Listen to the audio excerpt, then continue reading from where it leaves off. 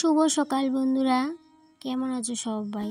আশা করছি রাধা মাধবের কৃপায় সবাই ভালো আছো।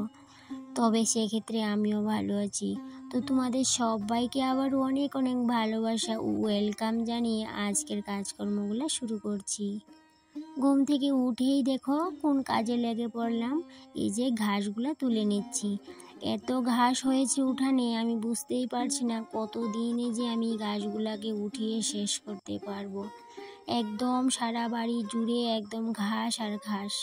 তো সেই জন্য প্রত্যেক দিন একটু একটু করে ঘাসগুলোকে তুলে নিচ্ছি, তাতে করে যদি উঠানটাকে একটু পরিষ্কার করে রাখতে পারি। তো তারপর অনেকটাই পরিশ্রান্ত হয়ে গেলাম।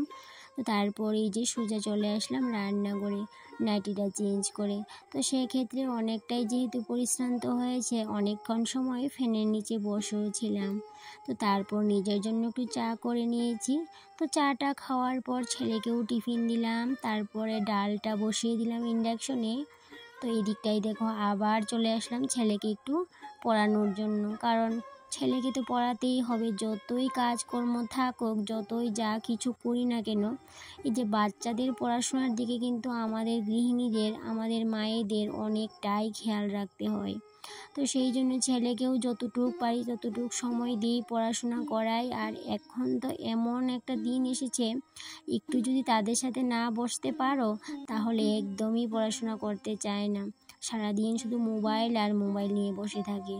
তো যাই হোক, ছেলেকে এদিকে পড়াটা দিয়ে বুঝিয়ে দিয়ে আসলাম, তারপর আবার চলে আসলাম কিচেনে। কারণ কি, সারাক্ষণ যদি বসে থাকি ছেলের সাথে তাহলে তো হবে না, কাজকর্মগুলো তো সারতেই হবে। তো এইদিকে ডালটাও সিদ্ধ হয়ে গেল, আর তার সাথে ছেলে বলছিল একটু আলু ভাজি করতে। তো সেই জন্য একটু আলু ছোটো ছোটো পিস করে একটু ফাঁপে বসিয়ে দিলাম। তো তারপরে ভাবলাম এগুলো ফাঁপে হোক, আমি এদিকে বাসনগুলো ধুয়ে নিয়ে আসি। তো বাসনগুলো ধুয়ে নিয়ে এসে এই যে নামিয়ে নেব আলুগুলাকে। আর এইভাবে করে আলু ভাজি করলে না ছেলে অনেকটাই ভালোবাসে, তাই জন্য এইভাবে করেই করি। আর এদিকটাই দেখো ছেলে না একদমই পড়তে চায় না। এই যে আমি রান্না করতে করতেও কিন্তু ছেলেকে এই রুম থেকে ডাক দিচ্ছিলাম যে কি করছিস কি করছিস। তো শুধুমাত্র ডাক দিলেও কিন্তু হয় না, এই যে ডাকের সাথে সাথে একটু পর গিয়ে কিন্তু দেখেও আসছি ছেলে কি করছে। এই যে ছেলের নোটগুলো তুলে দিয়ে আসলাম, জিওগ্রাফির একটা চ্যাপ্টার শেষ করে দিয়ে আসলাম। বললাম যে তুই এগুলো শিখে রাখ, আমি একটু পরে এসে নিয়ে নেব পড়াগুলো। তো জানি না কতটুকু কি শিখলো। এই যে সন্ধ্যের সময় কিন্তু পড়াগুলো আবার নিয়ে নেব। এদিকে সকালের রান্নাটা শেষ হয়ে গেল। এই যে করলাম ডাল আলু ভাজি, আর তার সাথে রাতের বেলার কিছুটা ভাত ছিল, সেটা দিয়ে এখন হয়ে যাবে, তাই জন্য আর ভাতটা এখন করা হয়নি। তো আজকে না ঘরে তেমন কোনো সবজি নেই।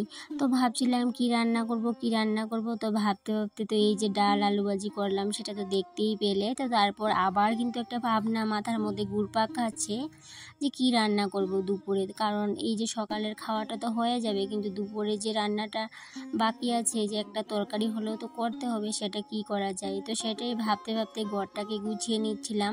কারণ কি, চায়ের বাসনগুলো তো ধুয়ে নিয়ে আসলাম, সেগুলোকে তো আর গুছানো হয়নি। তো তাই জায়গা মতো রেখে দিলাম সমস্ত কটা জিনিসপত্র মুছে, কিন্তু এই জিনিসগুলোকে আবার জায়গা মতো রেখে দিয়েছি। সেই সাথে এদিকের যে ডেইলি যে টেবিলটাকে মোছা হয়, সেই টেবিলটাকে তো মুছতেই হয় প্রতিনিয়তই। তো সেক্ষেত্রে টেবিলটাকেও মুছে নিলাম। তারপরে এই যে বোতলগুলা, এই যে প্রত্যেক দিনের ডিউটি 2-3 বার করে বোতলগুলোকে ভরতে হয়। তো বোতলগুলোকেও ভরে নিয়েছি। এবার কি হয়েছে বলো তো, এখান থেকে একটা বোতল এই যে ফ্রিজে রাখবো। তো যেই বোতলটা ফ্রিজে রাখবো সেটা কিন্তু সব সময় ফ্রিজেই রাখি এই বোতলটা। কারণ কি, এই বোতলের মুখটা না একটু বড় হওয়ার কারণে জল খেতে অনেকটাই অসুবিধা হয়, সেই জন্য বোতলটাকে সবসময় আমি ফ্রিজেই রাখি। আর কালকে না ফ্রিজে জল দিতে ভুলে গিয়েছিলাম, আর বড় বোতলটা একদম খালি হয়ে আছে। কালকে মনে করেছিলাম দেবো, কিন্তু ওই দেখো আজকেও ভুলে গেলাম। এই যে এখন ভিডিওটা যখন ভয়েস ওভার দিচ্ছিলাম, তখন দেখি যে বড় বোতলটাও খালি আছে। আর এই দিকটাই দেখো কতগুলো বাসন বেরিয়েছে রান্না করার পর। তো সেইগুলোকে এখন ধুয়ে নিয়ে আসবো, তারপরে গ্যাসের চুলাটা মুছে নেব। তো তারপর ভাবছিলাম এই যে কিছুটা পাট পাতা আছে ঘরে, গতকালকে আমার এক কাকিমুনি দিয়ে গেছিলো পাট পাতাগুলো। তো সেইগুলোকে না আমি একটা পলি ব্যাগে রেখে দিয়েছিলাম। তো আজকে ভাবলাম না, পাট পাতাগুলোকে বেছে পরিষ্কার করে রেখে দেব। তো তারপর স্নান করে এসে যখন ভাতটা করব, তখন গরম গরম পাট পাতার বড়া করে নেব। তো সেই জন্য এই যে পাট পাতাগুলোকে অনেকক্ষণ বেছে পরিষ্কার করে ধুয়ে রেখে দেবো। তো তাতে করে কিন্তু যখন স্নানটা করে পুজো দিয়ে সেরে আসবো তখন কিন্তু চট করে নিতে পারবো। তো অনেকক্ষণ সময় ধরে কিন্তু পাট পাতাগুলোকে বেছে নিতে হয়েছে, কারণ কি একটু পোকাও ছিল। তো জানো বন্ধুরা, এই পাতাগুলো না কালকে সকালে 10টায় রেখেছিলাম, আর আজকে দেখো এখন কিন্তু দুপুর হয়ে গেছে। এই যে এইমাত্র বার করলাম, আর পাতাগুলো দেখো কতটা সতেজ, কতটা একদম তরতাজা।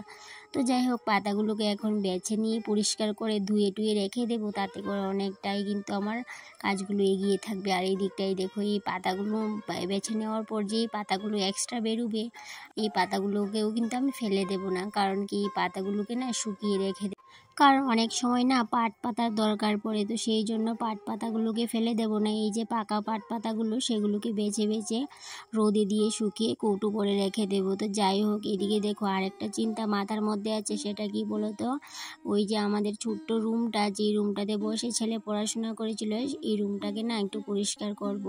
কারণ কি এই যে ছেলে পড়াশোনা করে গেছে, বইগুলাকে কিন্তু গুছাইনি, যে এখন বইগুলা গুছিয়ে তারপর কিন্তু পুরো রুমটাকে পরিষ্কার করে নেব।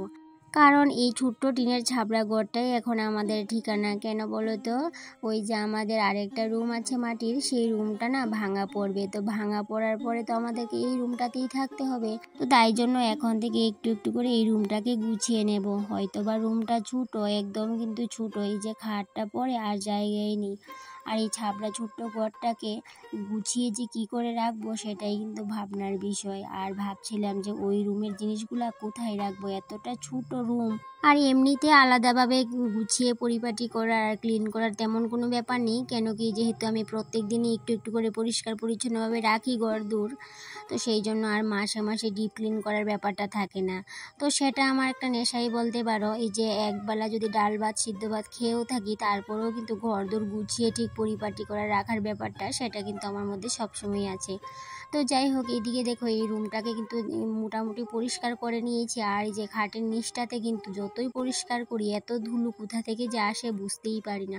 অবশ্য ধুলো আসার কারণও আছে, সেটা হলো এই যে রাস্তার সাথে যেহেতু এই ঘরটা, তাই জন্য কিন্তু অনেকটাই ধুলো পড়ে এই যে খাটের নিচে। আর আজকে না অনেকটাই ধুলো বের করেছি খাটের নিচটা থেকে, আর অতটাও কষ্ট হয়নি ধুলোগুলো বার করতে। কেন বলো তো, এই যে আমার ঝাড়ুটা সেটা না অনেকটাই লম্বা, সেই কারণে এই যে হাত দিয়ে ঝাড়ুটা দিয়ে কিন্তু একদম অনায়াসে আমি ধুলোগুলোকে বার করে নিতে পেরেছিলাম। আর সেই মতে পুরো খাটের নিচটা পরিষ্কারও হয়ে গেছে, এখন কিন্তু কোনো ধুলো নেই, একদম পরিষ্কার ঝকঝকে করে নিয়েছি। তারপর ভালো করে বিছানাটা আবার কিন্তু পাতিয়ে নিলাম আগের বেডশিটটাই, যেহেতু বেডশিটের মধ্যে একদমই ময়লা নেই, সেই জন্য আগের বেডশিটটা একটু ভালো করে ঝাড়টার দিয়ে এই যে আবার পাতিয়ে নিলাম। ওইদিকে সমস্ত কাজ বাজ শেষ করে চলে আসলাম পুজো দিতে। এই যে পুজোটাও দিয়ে দিলাম স্নান করে, তারপরে আবার ভাতটা বসিয়ে দিলাম। আর বাইরে এত বৃষ্টি হচ্ছে কি বলবো তোমাদের। তো বৃষ্টির সাথে সাথে কারেন্টটাও চলে গেল, আর সেই সাথে হাজব্যান্ড বলল ভাত হওয়ার পরেই বললো আমাকে ভাত দিয়ে দাও, আমি এক্ষুনি বেরিয়ে যাব। আর সেই সাথে আজকে না পাট পাতার বড়াগুলোকে করার আর সময় পাইনি। তো ভাবলাম হাজব্যান্ড যেহেতু খেয়ে নিয়েছে, ছেলেও খেয়ে নিয়েছে, আর বড়াগুলো করে কি করব, সেই জন্য বড়াগুলোকে আর করলাম না, রেখে দিলাম। তো যাই হোক, আজকের ব্লগ ভিডিওটা এই পর্যন্তই। টাটা।